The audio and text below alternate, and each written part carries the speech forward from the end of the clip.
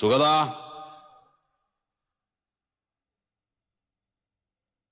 സുഗത,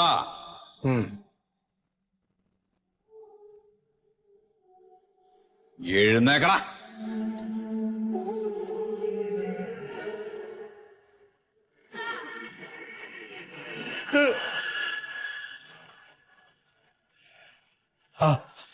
അച്ഛൻ എന്താച്ചാ? അപ്പൊ നിനക്ക് ഓർമ്മയുണ്ടല്ലേ? അച്ഛനെ മറക്കാൻ പറ്റുമോ അച്ഛാ? ആ, ജനുവരി 25-നല്ലേ അച്ഛന്റെ ചരമദിനം? ആ, അന്നാണ് അച്ഛന്റെ പ്രതിമ അനാശാസനം ചെയ്യും. ആ, എന്നാ അത് വേണ്ട. അത് പറയാനാ ഞാൻ വന്നത്. എന്താച്ചാ? എടാ, എന്റെ പ്രതിമ മുറ്റത്ത് വെക്കാൻ വേണ്ടിയിട്ട് നീ ഒരുപാട് ആളുകളുടെ കയ്യിൽ നിന്ന് പൈസ വാങ്ങിയിട്ടുണ്ടല്ലോ. അത് കാക്കയ്ക്കും പക്ഷികൾക്കൊക്കെ തൂറാൻ വേണ്ടിയിട്ട് അവിടെ പണിയണ്ട. അത് സംരക്ഷിക്കാൻ അറിയുമെങ്കിൽ മാത്രമേ അതിന് മെനക്കെടേണ്ട കാര്യമുള്ളൂ. അതിനുള്ള കഴിവ് നിനക്കില്ല. നീ അതിനു വേണ്ടി സ്വരൂപിച്ചിട്ടുള്ള പണം കൊണ്ട് ഈ കുടുംബമായിട്ട് ചേർത്ത് നിന്നിരുന്ന ഒരുപാട് ആളുകളുണ്ട്. അവർക്കൊക്കെ ഇപ്പോൾ ഒരുപാട് ആവശ്യങ്ങളുണ്ട്. ആ ആവശ്യങ്ങൾ നിവർത്തിച്ചു കൊടുക്കുക ആദ്യം. അതൊക്കെ ചെയ്യുന്നുണ്ട് അച്ഛാ. നീ കുന്തം ചെയ്യുന്നുണ്ട്. എടാ, ഞാൻ കുടുംബം നോക്കിയിരുന്ന കാലത്ത് ഇവിടെ പുറംപണിക്ക് വന്നിരുന്ന ഒരു ചിന്നക്കുട്ടിയുണ്ട്. ആ ചിന്നക്കുട്ടിക്ക് മാസാമാസം വയസ്സാം കാലത്ത് ഒരു നിശ്ചിത തുക ഞാൻ കൊടുത്തുകൊണ്ടിരുന്നു. ഇപ്പൊ നീ ആയപ്പോ അത് നിർത്തി. ഇപ്പൊ നിത്യച്ചെലവിന് വേണ്ടിയിട്ട് അയൽപക്കത്തുള്ള വീടുകളിലൂടെ തെണ്ടി നടക്കണം ആ പാവം. അത് കൊടുത്ത് തീർത്തു വിടോ. അല്ല, അതിനൊന്നും തറവാട്ടിൽ ഭണ്ഡാരത്തിൽ പൈസ ഇല്ല അച്ഛാ. എന്ത് പൈസ ഇല്ല? പൈസ ഇല്ലെങ്കിൽ ഉണ്ടാക്കണം. അതല്ലേ ചെയ്യേണ്ടത്? അല്ലാതെ അപ്പോഴത്തെ കാര്യങ്ങൾ നടത്താൻ വേണ്ടിയിട്ട് കടം വാങ്ങിക്കൂട്ടാ ചെയ്യേണ്ടത്. അച്ഛൻ കുടുംബം നോക്കിയിരുന്ന സമയത്ത് നമ്മുടെ തറവാട്ടിൽ നിന്നൊക്കെ നമുക്ക് സഹായം കിട്ടിയിരുന്നു. ഇപ്പോഴും കിട്ടുന്നില്ലേ? ഇപ്പൊ ഒന്നും തരുന്നില്ല. തരാനുള്ളതും കൂടി തരുന്നില്ല. സുഗത, ഒരു കാര്യം ഞാൻ പറയാം. നിനക്കിപ്പോ ഈ തറവാടിന്റെ നിന്റെ കൂടെ നിൽക്കുന്ന കുറെ ആളുകളുടെ കാര്യത്തിൽ മാത്രമേ ശ്രദ്ധയുള്ളൂ. അത് ശരിയല്ല. കുടുംബത്തിനോടൊപ്പം ചേർന്ന് നിന്നിരുന്ന ഒരുപാട് ആളുകളെ നീ അകറ്റി മാറ്റി നിർത്തിയിരിക്കുകയാണ്. തറവാടിന്റെ ആണിക്കല്ല് ഇളക്കരുത്. ആളുകളുടെ ഇടയിൽ ഒരു പേരുണ്ടായിരുന്ന തറവാടായത്. നശിപ്പിക്കരുത്.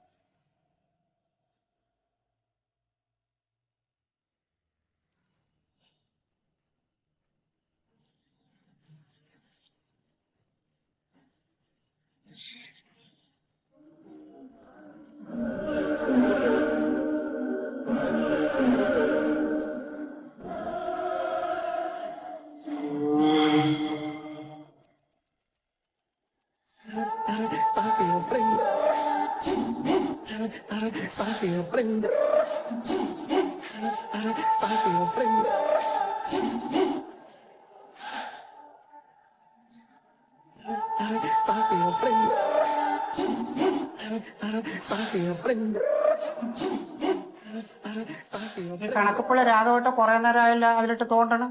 ഇത് കൊല്ല കാര്യങ്ങളെല്ലാം നടക്കോ? ചെലവേ വരവിന്റെ 2 ഇരട്ടിയാ. ഞാൻ എന്താ ചെയ്യണ്ടേ എന്ന് പറഞ്ഞെങ്ങനെ കാര്യങ്ങൾ നടക്കണ്ടേ? നീ രാഘവനെ പറ്റിലേക്ക് പറഞ്ഞോ, വേറെ ആളെ വെക്കാം എന്ന് പറഞ്ഞാൽ എങ്ങനെ ചേട്ടാ? ആ കറവക്കാരനെ 2 വർഷമായി മാറ്റിയിട്ട് പകരം ആ പോസ്റ്റിലേക്ക് ഒരാളെ കൊണ്ടുവന്നോ? ഇല്ലല്ലോ. ഇപ്പൊ ആ ചാണം വാജാൻ നിർത്തിയ ബംഗാളിയാ അപ്പൊ കറക്കണത്. ഈ പാല് കൊണ്ട് നാട്ടുകാരുടെ അടുത്ത് ചെല്ലുമ്പോ എന്താ പറയണേന്ന് അറിയോ? ചാണകം മണക്കുന്ന പാലാന്നാ. എന്നാ കട്ടൻ ചായ കുടിച്ചാൽ മതിയല്ലോ.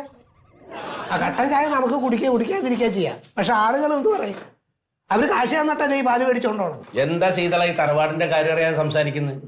ഒരു കറവക്കാരനെ സ്ഥിരമായിട്ട് വെച്ച് കഴിഞ്ഞാൽ അയാൾ പിരിഞ്ഞു പോകുമ്പോ അയാൾക്ക് കാശ് കൊടുക്കണ്ടേ? എല്ലാം കൊടുക്കണ്ടേ? പിന്നെ മാസം മാസം അയാൾ പറയുന്ന ശമ്പളം കൊടുക്കണ്ടേ? കൊടുക്കണം. നമ്മുടെ കാര്യങ്ങൾ നടക്കാൻ താൽക്കാലികമായിട്ടൊരു ജീവനക്കാരനെ വെച്ച് കഴിഞ്ഞാൽ നമുക്ക് ഇഷ്ടമുള്ളത് കൊടുക്കാം, ആവശ്യമുള്ളപ്പോ പറഞ്ഞുവിടാം. അതെ, അതുകൊണ്ടാണ് നമ്മൾ ബംഗാളിനെ പാല് കറക്കാൻ വേണ്ടി നിർത്തുന്നത്. ഇനി അയാൾക്ക് സമയമില്ലെങ്കിൽ വേണ്ട, നമ്മുടെ അടുക്കളക്കാരി ജാനു കറക്കട്ടെ. അതുമല്ലെങ്കിൽ നമ്മളെ ഡ്രൈവർ മോഹൻ ഉണ്ടല്ലോ, വലിയ പണിയൊന്നുമില്ലല്ലോ, മോഹനം കറക്കട്ടെ. ഇല്ലെങ്കിൽ ആളിങ്ങനെ നിരന്ന് കിടക്കല്ലേ. കുട്ടികൾക്ക് ട്യൂഷൻ എടുക്കാൻ പറയുന്ന ടീച്ചറില്ലേ, ടീച്ചറോട് പാല് കറക്കാൻ പറയണം. ഇനി ടീച്ചറിന് പാല് കറക്കുന്ന ജോലി ഇവിടെ ബാക്കിയുള്ളൂ. ബാക്കി സകല പണി അതിന്റെ തലയിലാണെന്ന് അത് പരാതിയും കൊണ്ട് അടക്കാം. പിന്നെ ഈ കണക്ക് നോക്കല് കഴിഞ്ഞാൽ ബാക്കി സമയം രാഘവൻ വെറുതെ ഇരിക്കല്ലേ. ചില ദിവസങ്ങളിൽ രാഘവനും പാല് കറക്കട്ടെ. ഞാനാ? രാഘവൻ കറക്കട്ടെ. ശീതളേട്ട പറയുന്ന കറക്റ്റാണ്. വെള്ളിയേട്ടൻ എടുക്കുന്ന തീരുമാനമല്ല, മണ്ടത്തരാണ്. ഒരു നിലപാടുമില്ല. വെള്ളിയേട്ടൻ അറിയോ, ഗംഗാ നദി കരകവിഞ്ഞൊഴുകുന്ന പോലെ നിറഞ്ഞൊഴുകിയ കീശയാണ് 2 കൊല്ലം മുമ്പേ. 10 പൈസയില്ല. ഇനി എന്നെ വിൽക്കാന്ന് വെച്ചാൽ 5 പൈസ എനക്കൂല്ല. ആര് തരണ്ടേ? നിങ്ങളാരും സംസാരിക്കണ്ട, ഇവിടെ ഞാൻ സംസാരിച്ചോളാം.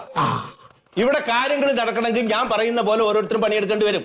വല്യേട്ടാ, അതെ, ഇതാണ് ചേട്ടന്റെ പ്രശ്നം. അതാണ് പ്രശ്നം. നമ്മൾ എന്തെങ്കിലും ഒരു കാര്യം പറഞ്ഞു കഴിഞ്ഞാൽ അപ്പ കിടന്ന് അങ്ങോട്ട് ചാടും, ദേഷ്യപ്പെടും. പുറത്തുനിന്ന് എന്ത് വേണേ പറയാം. ഇതെങ്ങനെ നടത്തിക്കൊണ്ടുവന്ന് വലിയേട്ട മാത്രമേ അറിയുള്ളൂ. എന്നാ ഈ തറവാട് ഇതിനേക്കാ ഭംഗിയായിട്ട് നടത്തിയ ഒരാളുണ്ട്, നമ്മുടെ അച്ഛൻ. അപ്പൊ ഒരു കുഴപ്പമുണ്ടായിരുന്നല്ലോ. ചേട്ടൻ എന്ന് ഈ കസേര കയറിയിരുന്നു അന്ന് മുതൽ ദാരിദ്ര്യം തുടങ്ങി. അച്ഛനുള്ള കാലത്തെ ശീതലേട്ടൻ കുറ്റം പറഞ്ഞു കൊടുക്കുക, ഇപ്പൊ ചേട്ടനെ കുറ്റം പറഞ്ഞു കൊടുക്കുക. ഏടാ, ഒരു കാര്യം ചെയ്യുമ്പോ തെറ്റുകൾ കണ്ടാ കുറ്റം പറയും. നിങ്ങൾ പുറത്തിരിക്കുന്നവർക്ക് ഇങ്ങനെ കുറ്റം പറയാം. ഈ തറവാടിന്റെ ഭരണം ഏറ്റെടുത്ത് നടത്തണം, അവർക്ക് അതിന്റെ വിഷമം അറിയും. ഇവിടുത്തെ കാര്യങ്ങൾ നടത്താൻ തറവാടിന് പൈസ ഇല്ല. കുടുംബത്തിന്റെ അക്കൗണ്ടിൽ പണം ഉണ്ടെങ്കിലും ഇല്ലെങ്കിലും എനിക്കൊരു കണ്ണട വേണം. അതിനുള്ള പണം വലിയേട്ടന് അനുവദിച്ചു തരണം. അല്ലേ, കഴിഞ്ഞ ആഴ്ചയല്ലേ ഒരു കണ്ണട വാങ്ങിച്ചത്? അത് മൊബൈലിൽ വീഡിയോ കാണാനുള്ളതാണ്, ഇത് ബുക്ക് വായിക്കാനുള്ളതാണ്. ഓരോന്നിനും ഓരോ തരം. അതന്നെ. രാഘവ, ഒരു കണ്ണടയല്ലേ, അത് അനുവദിച്ചേക്ക്. 500 500 റുപ്യ അനുവദിച്ചിരിക്കും. 500 അല്ല, 35,000 രൂപ വേണം. 35,000 രൂപയോ? എന്താ 35,000 രൂപയോ? എന്താ കുഴപ്പം? ഇവിടെ ഓരോ ആൾക്കാർ 50,000 60,000 രൂപയാണ് മേടിക്കണത്. എന്റെ ഭാര്യ 35,000 അല്ലേ ചോദിച്ചോളൂ. നമ്മുടെ തറവാടിന്റെ മഹത്വം അനുസരിച്ച് 35,000 ഒരു കണ്ണടയൊക്കെ ആവാം. രാഘവ, ആ പൈസ അനുവദിച്ചേക്ക്. തറവാടിന്റെ ഇപ്പോഴത്തെ അവസ്ഥ അനുസരിച്ച് 35 രൂപയുടെ കണ്ണട പോലും മേടിക്കാനുള്ള ഗതി ഇല്ല. അത് മനസ്സിലാക്കാം ആദ്യം. ശീതലേട്ടാ, നിങ്ങളുടെ ഭാര്യയെ പോലെ അല്ല. എന്റെ ഭാര്യ തറവാട്ടി പറഞ്ഞൊരു കുട്ടിയാണ്, അങ്ങനെയാണ് ജനിച്ചു വളർന്നത്. 35,000 കണ്ണട. ശരി, അങ്ങനെയാണെങ്കിലേ 40,000 റുപ്യ കൂളിംഗ് ഗ്ലാസ് എനക്ക് വേണം. എനിക്കും വേണം കണ്ണട. വല്യച്ഛനോട് പറ. എന്നാ പിന്നെ എല്ലാവർക്കും കണ്ണട ഉണ്ടെങ്കിൽ എനിക്കൊരു നോട്ടൊരു കണ്ണട.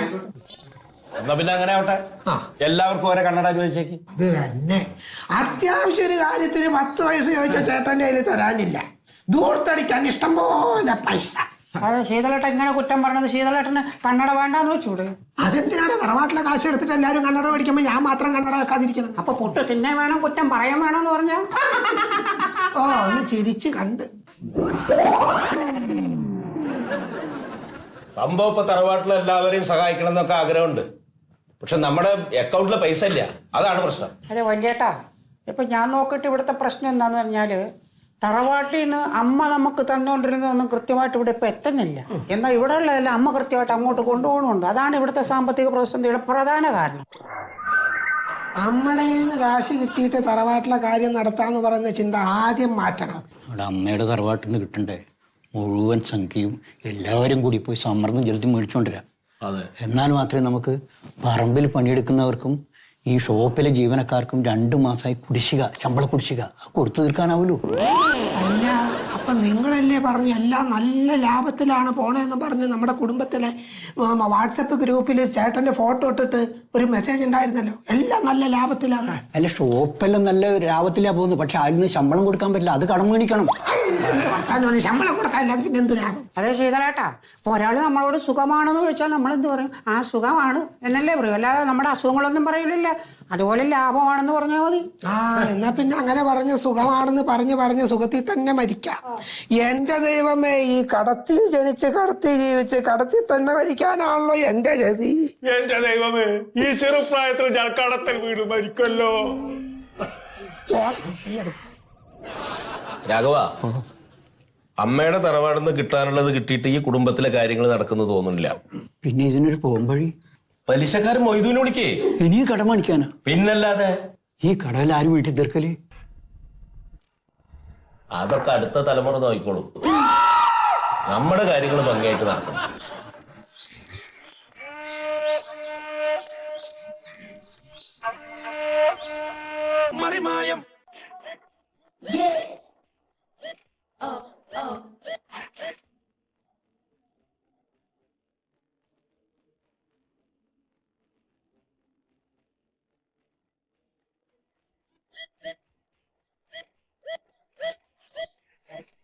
വലിയേട്ടാ, വെട്ടിയിട്ട വാഴത്തട പോലെ ഇങ്ങനെ ഇരുന്നാലും എങ്ങനെയാണ്? അതെ, ഞാനേ നമ്മുടെ ഈ സാമ്പത്തിക പ്രതിസന്ധിയിൽ നിന്ന് മറികടക്കാനായിട്ടൊരു പദ്ധതിയെക്കുറിച്ചൊന്ന് പറഞ്ഞോട്ടെ.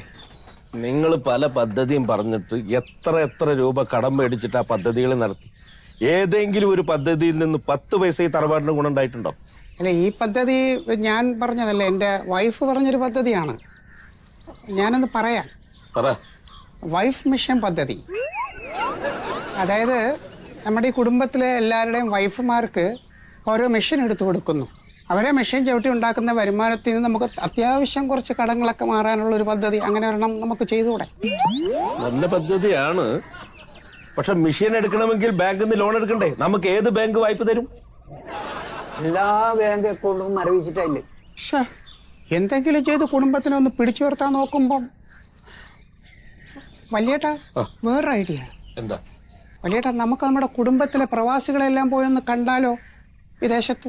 അതെ, ഒരിക്കൽ നിങ്ങളുടെ വാക്ക് കേട്ടിട്ട് ഞാൻ അവിടെ പോയപ്പോ എന്നെ എവിടെ ഇരുത്തി അപമാനിച്ച് ഇന്നും കുടുംബക്കാർ അതിന്റെ പേരിൽ എന്നെ കളിയാക്കിക്കൊണ്ടിരിക്കില്ലേ? അല്ല വലിയേട്ടാ, ഈ അപമാനം എന്ന് പറയുന്നത് ഒരു പ്രാവശ്യം ഉള്ളത് തന്നെയാണ് വീണ്ടും ഉണ്ടാവുന്നത്. അതിന് തന്നെ ഏറ്റവും കൂടുതൽ കുറച്ചിലൊന്നും ഉണ്ടാവില്ല. ആ അപമാനം തന്നെ വീണ്ടും ഉണ്ടാവും. ഒന്ന് പോയിട്ടില്ല, നമ്മുടെ ഗതികേടുണ്ടല്ലേ. എന്തായാലും അതൊന്നും വേണ്ട. നമ്മുടെ പുതിയ പദ്ധതിയെ കുറിച്ച് മൊയ്തീനോട് സംസാരിക്കാം. എന്തായാലും അവന്ന് വരുന്നുണ്ടല്ലോ, അതുപോലെ അവന്റെ തന്നെ കുറച്ച് പൈസ മേടിക്കാം. ചേട്ടാ, പണിക്ക് പോകേണ്ടി വരുമോ? ശരി, കരുനാക്കെടുത്ത് വളയ്ക്കല്ലേ. ഒന്നും വേണ്ടിവരില്ലെന്നേ, മൊയ്ത് വരട്ടെ.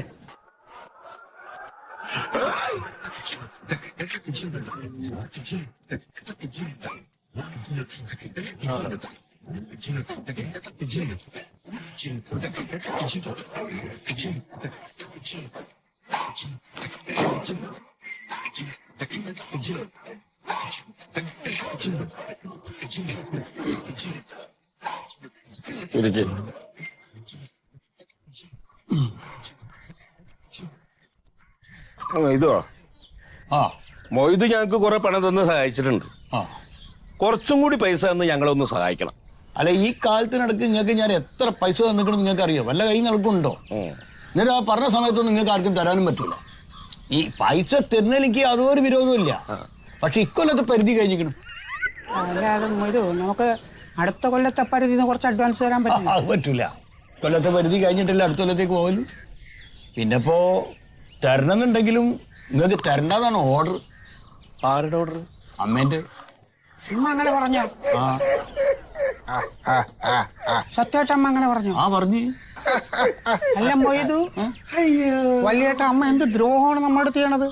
നമുക്ക് അവകാശപ്പെട്ട തറവാട്ടിന്നുള്ളത് അത് തരയില്ല. എന്നാൽ ആരെങ്കിലും മനസ്സറിഞ്ഞ് തരാന്ന് പറഞ്ഞാൽ അത് തടസ്സപ്പെടുത്തുകയും ചെയ്യാണ്. എന്തിനാ ഇങ്ങനെ ഒരു അമ്മ? മരണജനമീ വികൃതി ബന്ധമില്ലാത്തോർക്കു മറ്റുള്ള ബന്ധനം കൊണ്ടെന്തു സങ്കടം.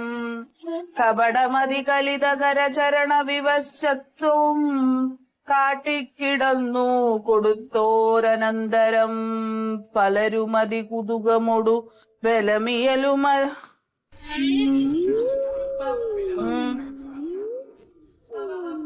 അമ്മത് ഭയങ്കര കഷ്ടാട്ടമ്മത്. എന്താ രാമായണം വായിക്കണതോ? അതല്ല, നമ്മുടെ വീട്ടിൽ നിന്ന് നമുക്ക് കിട്ടിക്കൊണ്ടിരുന്ന വിഹിതം വെട്ടിക്കുറച്ചതും പോരാ, അത് സമയത്തിന് തരുന്നില്ല. തറവാട്ടിലെ കാര്യങ്ങൾ നടത്താൻ വേണ്ടിയിട്ട് ആ പലിശ മൊയ്തന്റെ കുറച്ച് പൈസ കടം മേടിക്കാൻ നിന്നപ്പോ അമ്മ അയാളോട് തരണ്ടെന്ന് പറഞ്ഞ. അതെന്തിനാ അമ്മ അങ്ങനെ പറഞ്ഞ്? പോയി പണിയെടുത്ത് ജീവിക്കട. എന്തെങ്കിലും പണിയെടുത്ത് ജീവിക്കാന്ന് വെച്ചാ അത് അമ്മ മുടക്കുമല്ലോ. പിന്നെ അങ്ങനെ ഞങ്ങള് പണിക്ക് പോവും. അമ്മ ഇങ്ങനെ കണ്ണിച്ചോറില്ലാതെ പെരുമാറരുത്. ഞങ്ങൾക്ക് നേരിട്ടുള്ള വരുമാനം അമ്മ മുട്ടിച്ച്. അമ്മയാണെങ്കിൽ ഒന്നൊട്ട് തരുന്നില്ല. ഞങ്ങൾ അമ്മയുടെ മക്കളല്ലേ? ആണോ? അല്ലേ? ഇവിടെ നിനക്കൊക്കെ നോക്കി നടത്താൻ തന്ന ബിസിനസ് ഒക്കെ എവിടെ? ഒക്കെ നശിപ്പിച്ചില്ലേ? അതിന്ന് ഒരു പൈസ ലാഭം ഉണ്ടാക്കാൻ പറ്റിയോടാ? അല്ല അമ്മ അത് പറഞ്ഞാല് അമ്മ നോക്കി നടത്തിയ ബസ്സും ആ ഷോപ്പും ആ ബിസിനസ്സൊക്കെ എന്തായി? അത് ഒരിക്കലും ലാഭം ഉണ്ടാക്കാൻ പറ്റൂലെന്ന് ഞാൻ തിരിച്ചറിഞ്ഞു. കയ്യോടെ വിറ്റു. ആ കാശ് ഇന്റെ അക്കൗണ്ടിലും കിടപ്പുണ്ട്. തൽക്കാലം ഒരു തിരിമറിക്ക് അമ്മയുടെ അക്കൗണ്ടിൽ നിന്ന് കുറച്ച് പൈസ ഞങ്ങൾക്ക് തിരിമറി ചെയ്തൂടെ? അത് വേണ്ട, ഒരു തിരിമറി ഇല്ല. ബുദ്ധി വേണടാ, ബുദ്ധി. അമ്മേ, ബിസിനസ് ചെയ്യാൻ ഒന്നും തരണ്ട. ഇതുവരെ നമ്മൾ ചെയ്ത ബിസിനസ്സൊക്കെ പൊട്ടിയത് എങ്ങനെയാന്ന് പഠിക്കാൻ സോമാലിയ വരെ പോവാനുള്ള പൈസ തരും അമ്മേ. വിദേശത്ത് പോവാൻ ഞാനുണ്ട്. ഇവിടെ 3-4 രാജ്യം കൂടിക്ക് കാണാനുണ്ട്. അത് കഴിയുമ്പോ അങ്ങോട്ട് അറിയിക്കാം. അപ്പൊ പൊക്കോ. പറഞ്ഞിട്ട് എന്താടാ? ഒന്നുമില്ല. നടക്കാണ്ട് എന്തിനാ ഇവന്മാരൊക്കെ ഇങ്ങനെ തീറ്റി പോറ്റണം?